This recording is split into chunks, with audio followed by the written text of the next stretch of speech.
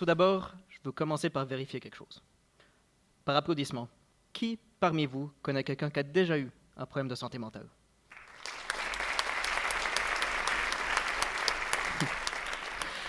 Ce que je pensais, parce que j'en ai quand même vu 2 ou 3 qui n'ont pas applaudi, je suis désolé, mais chaque année, plus d'une personne sur 10 développe une maladie mentale. Ça implique que si vous n'avez pas applaudi avec nous aujourd'hui, et vous connaissez au moins 10 personnes, et j'espère pour vous, vous applaudirez sûrement avec nous l'année prochaine. Enfin que j'aimerais tous que vous preniez quelques secondes juste pour penser à cette personne, et que vous écoutiez extrêmement bien ce que je vais vous dire. Je peux l'aider. J'ai accès à des informations qui lui permettront d'être plus heureuse, plus épanouie, qui pourront stopper sa souffrance. Et là, je ne parle pas de vagues promesses générales ou de solutions magiques, non. J'ai accès à des nouveaux traitements, à des nouvelles thérapies, à des solutions dont on sait qu'elles vont pouvoir aider. En fait, j'ai non seulement accès, mais j'ai le droit aujourd'hui de les partager avec vous. C'est m'en voilà. Je le ferai pas. Désolé, je pense que c'est la première fois de ma vie que je me fais détester par autant de personnes en moins de 30 secondes. Là. Fait avant que des personnes énervées, genre là et là, me jettent des objets ou des pierres, je vais juste essayer de vous expliquer pourquoi je ne peux pas partager cette information avec vous. Et pour ça, j'ai besoin de vous faire découvrir un peu le domaine de la recherche en santé mentale et dans le domaine psychosocial de façon générale. Alors, de façon extrêmement résumée, j'ai une bonne et une mauvaise nouvelle pour vous. La bonne nouvelle, c'est que la recherche avance. Et là, je vais vous parler de quelque chose que moi, je trouve extraordinaire. Tous les jours, on a des millions de chercheurs qui travaillent à mieux comprendre le monde, à mieux comprendre l'univers, mais aussi à mieux nous comprendre, nous. À comprendre comment les milliards de neurones qui forment notre cerveau arrivent à se connecter puis à donner naissance à nos idées, nos pensées, nos joies, nos peines, à tout ce qui fait notre identité, notre personnalité, à tout ce qui fait que nous sommes nous. On commence petit à petit à comprendre comment cette chose incroyable qu'est notre cerveau fonctionne. Et, il faut dire aussi, parfois dysfonctionne. On commence petit à petit à comprendre ce qui donne naissance à la maladie mentale, ce qui la maintient, ce qui l'aggrave, ce qui au contraire la soigne. On apprend petit à petit à mieux la détecter, à mieux la soigner. Et ça, c'est une excellente nouvelle, parce que ça veut dire que chaque année, chaque jour, on développe des informations qui peuvent aider concrètement des millions de personnes. La mauvaise nouvelle, c'est que les personnes qui ont cette information et ceux qui en ont besoin ne sont pas les mêmes. Alors, je sais, ça paraît logique, voire même évident que l'information devrait circuler de l'un à l'autre. Je suis totalement d'accord avec vous. Mais ce n'est pas le cas. En fait, on dirait qu'il y a une sorte de mur ou de barrière entre les deux. Pour vous donner une idée de l'ampleur de celui-ci, on estime qu'à peine 14% de l'information passe de l'un à l'autre, et que ça lui prend 17 ans pour le faire. Alors, je sais que ça paraît être un chiffre, mais ça veut dire que 85% de notre recherche est simplement perdue. Une recherche qui contient des informations qui pourraient aider des gens à éviter de souffrir, et parfois de mourir. Et pour moi, c'est capital que vous compreniez cette situation, parce que là, je vous dis qu'il y a un mur, mais ce serait beaucoup plus exact de vous dire qu'il y a un ensemble de murs. Déjà, un mur entre les chercheurs et les décideurs politiques, ceux qui doivent déterminer notre système de santé et de services sociaux, ceux qui déterminent quels sont les soins qui sont donnés à la population. Sauf que comment vous voulez prendre des décisions optimales en n'ayant pas accès à toutes les informations? Une barrière entre les chercheurs et les intervenants. Et ça, j'avoue que c'est un aspect qui me touche particulièrement parce que, avant d'être chercheur, je suis intervenant.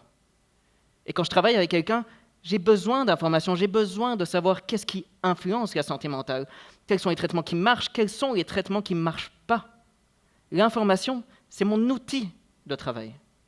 Et on m'en enlève 85%.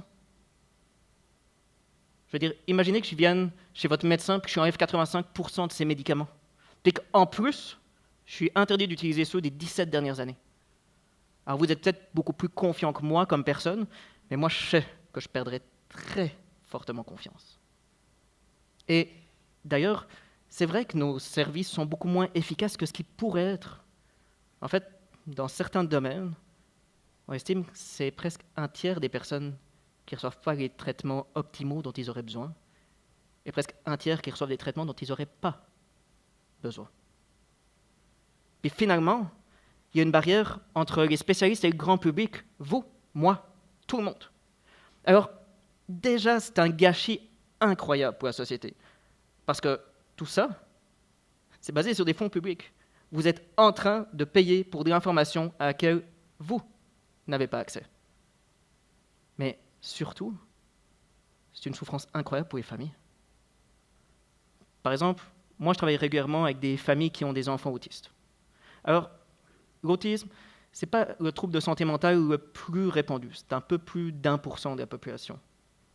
Mais quand même, c'est plus de 65 000 personnes au Québec, plus de 70 millions de personnes dans le monde. Et imaginez que vous avez un enfant autiste.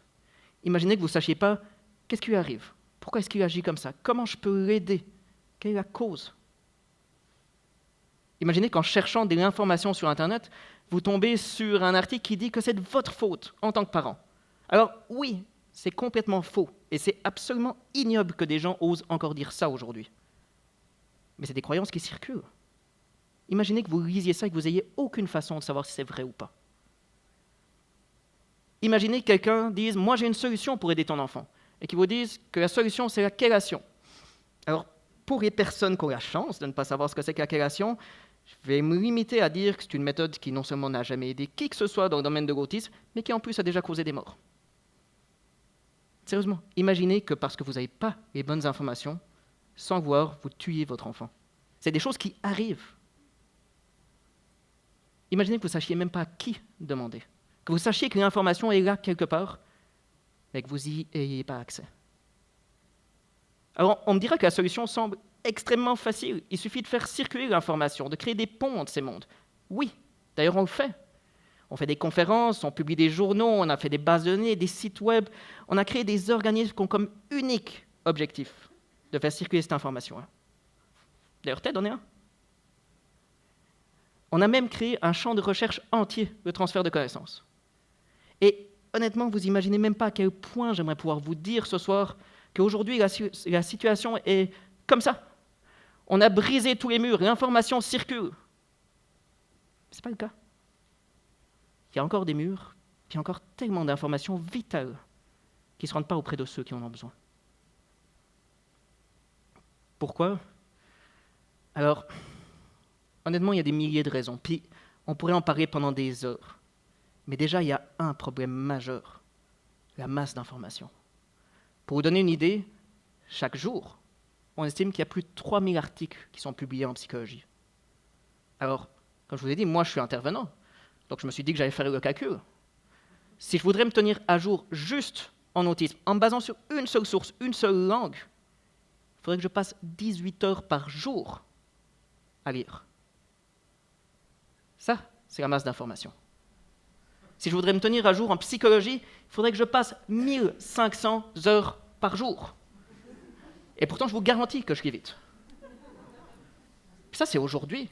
Mais l'information, ça augmente.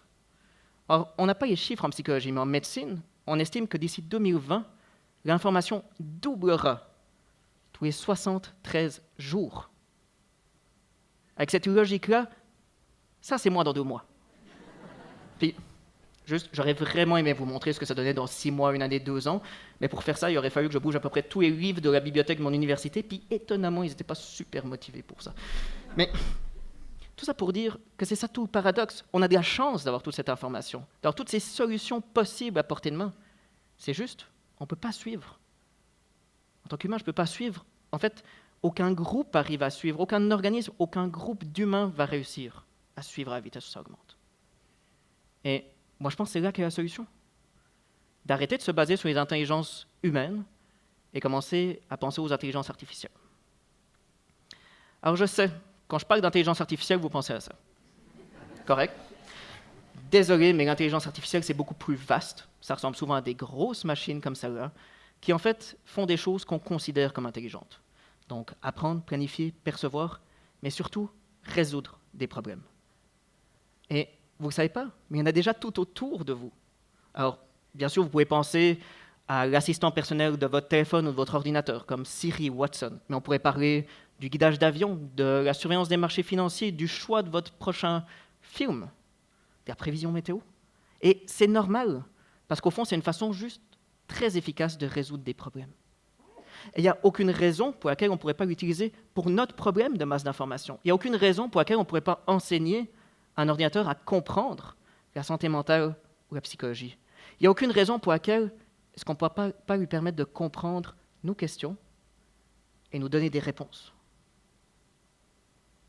Et là, imaginez que nos décideurs aient accès à toutes les informations pour pouvoir prendre des décisions en connaissance de cause, que les intervenants puissent avoir accès à toutes les informations pour faire le travail. Imaginez que vous, si vous avez la moindre question sur la santé mentale, puissiez juste la poser à votre téléphone ou à votre ordinateur et avoir des réponses. Je sais que quand je dis ça, ça paraît impossible, mais on n'est pas si loin. Dans plein de domaines, la machine a déjà dépassé l'humain. Par exemple, en médecine, la machine est déjà plus efficace que nous pour détecter Alzheimer ou le cancer, en radiologie. C'est vrai que dans le domaine psychosocial, on n'y est pas encore. Et c'est normal, il y a plein de raisons. La science est parfois moins claire, il y a plus de facteurs à prendre en compte, il y a plus de différences d'une personne à l'autre. Mais ça va changer. En fait, c'est en train de changer. Maintenant, ici, à Montréal, on est en train de développer la première intelligence artificielle qui fera ça en santé mentale. Et pour commencer, en autisme. Alors si un jour, vous avez un enfant autiste, vous n'aurez qu'à poser la question à votre téléphone. Et l'intelligence artificielle vous répondra. Elle vous dira que non, ce n'est pas de votre faute. Que oui, la création, c'est dangereux. Elle vous dira, si jamais vous devez aller chez le médecin avec votre enfant, mais elle vous dira comment faire pour que ça se passe bien. Elle vous dira qu'est-ce que d'autres personnes ont fait, qu'est-ce que les autres parents ont fait, est-ce que ça a marché? Alors, c'est vrai que notre prototype ne fera pas tout ça. Mais c'est vers ça qu'on s'en va. En fait, on s'en va peut-être même beaucoup plus loin, parce que là, je vous parle de l'autisme, mais j'aurais pu parler de l'anxiété, de la dépression, de la schizophrénie, d'Alzheimer. Imaginez qu'enfin toutes ces informations soient disponibles. Et, vous savez, je vous ai dit au début que je ne vous donnerai pas l'information dont vous avez besoin. J'espère honnêtement que vous aurez compris que ce n'est pas parce que j'ai une tendance sadique ou parce que je ne fais pas d'efforts. Je fais partie des gens qui ont décidé de consacrer leur vie à essayer de résoudre ce problème. C'est juste que j'y arrive pas. L'information dont vous avez besoin, c'est pas comme chercher une aiguille dans une botte de foin, c'est comme chercher une aiguille dans un champ rempli d'aiguilles identiques. J'y arrive pas. Mais par contre, je peux construire quelqu'un qui, lui, y arrivera. Et c'est ça le point fondamental. Je vous l'ai dit, on a tous une chance sur 10 l'année prochaine de développer une maladie mentale. Et quand ça nous arrivera, est-ce qu'on veut qu'une voix soit là pour nous répondre? Si la réponse est oui, il faut qu'on commence à la construire tout de suite. Alors, renseignez-vous, soutenez les chercheurs du domaine, participez à nos bêta-testing, dites-nous les informations dont vous avez besoin. Bref, aidez-nous à vous donner accès à l'information qui vous revient. Merci.